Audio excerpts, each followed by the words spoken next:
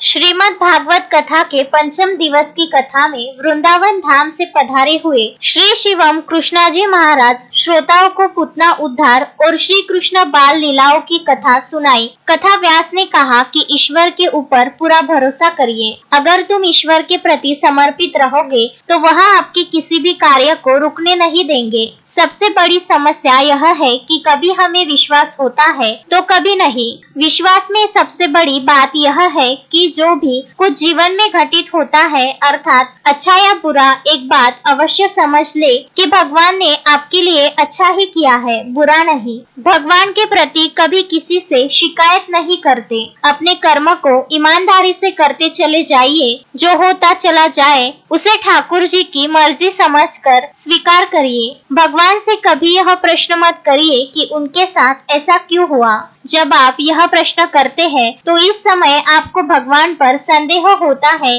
कि वह है कि नहीं। जो भगवान पर दृढ़ विश्वास करता है, ईश्वर उसे कभी अकेला नहीं छोड़ते। जिस दिन आप ठाकुर जी के हो जाओगे उसे दिन पूरा संसार आपका हो जाएगा। हमेशा अपने भगवान पर पूरा भरोसा रखें। गुरु, ब्राह्मण, संत और भगवान हृदय से प्रसन्न होते हैं, ना कि अपनी की गई व्यवस्था से, नोट या पद के बल पर। अगर आशीर्वाद मांगेंगे तो नहीं मिलेगा। जीवन में विनम्रता बहुत महत्वपूर्ण है। कहा जब जब धर्म की हानि होती है और अधर्म संसार में व्याप्त हो जाता है तब भगवान धर्म की रक्षा के लिए हर युग युग में अवतार लेकर के आते हैं। कभी वह राम के रूप में आते हैं, कभी वह कृष्ण के रूप में आते हैं। समाज की हर समस्या के लिए भगवान के अवतार लेने का इंतजार नहीं करना चाहिए। समाज के जो धार्मिक लोग हैं उन्हें चाहिए कि समाज को संगठित करके समाज में फैली हुई कन्या भ्रूण हत्या, दहेज प्रथा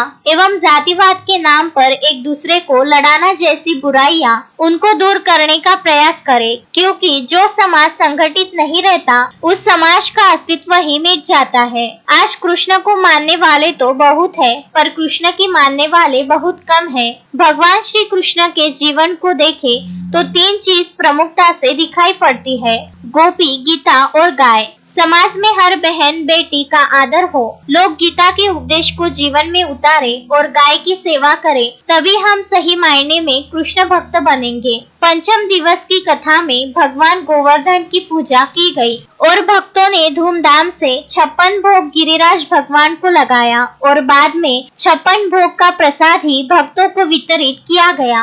यवतमाल निवासी नारायणी लाडो परिवार पहले दिन से यहाँ मुक्काम कर कथा का लाभ ले रहे हैं। इस कथा को सफल पूर्वक बनाने के लिए शिव भक्त परिवार तहे दिल से सेवा दे रहा है। Piyush Thomre, Vidarbha news, Chandur railway.